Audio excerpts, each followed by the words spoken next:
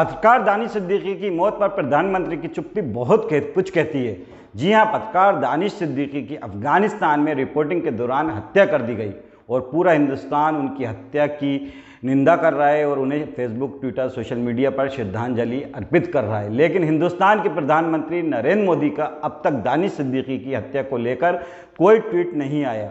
उनकी इस खामोशी पर सोशल मीडिया पर सवाल पूछा जा रहा है। नमस्कार, आप देख रहे हैं नारद मुनि लाइव और मैं हूं आपके साथ जुबैर कुरैशी।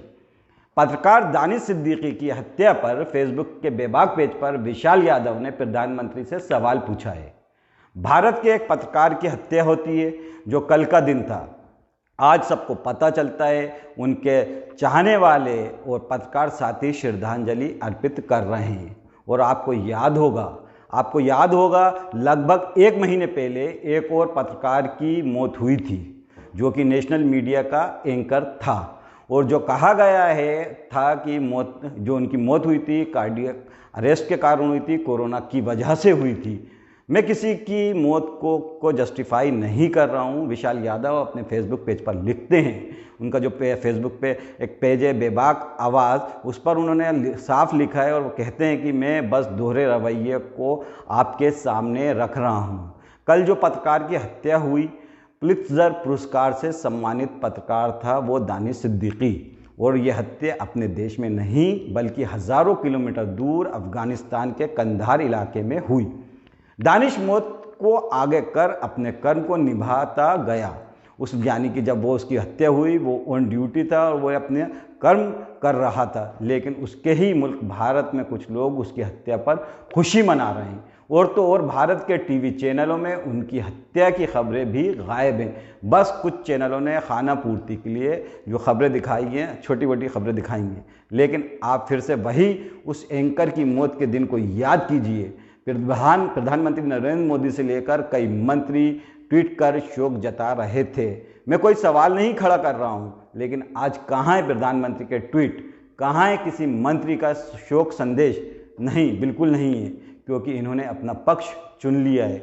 वो है इनका पक्ष जो इनके लिए इतर जाएगा, ये इनसे सवाल करेगा, उससे इसी तरह का व्यवहार किया जाएगा। बल्कि आज पत्रकार के परिवार को सांत्वना देने का दिन होना चाहिए था, उनके परिवार को सबल देने का दिन है। देश के प्रधानमंत्री से इस तरह की उम्मीद तो बिल्कुल नहीं की जा सकती। ये सवाल विशाल यादव ने अपने फेसबुक पेज पर प्रधानमंत्री से पूछा है और उन्होंने कहा है कि उन्होंने जो प्रधानमंत्री का ये जो दोहरा रवैया है उसको लेकर उन्होंने सवाल उठाए। वो कहते हैं कि आपकी नज़र में सब एक होना चाहिए था। विशाल यादव कहते हैं कि प्रधानमंत्री की नज़र में सबको एक होना चाहिए था।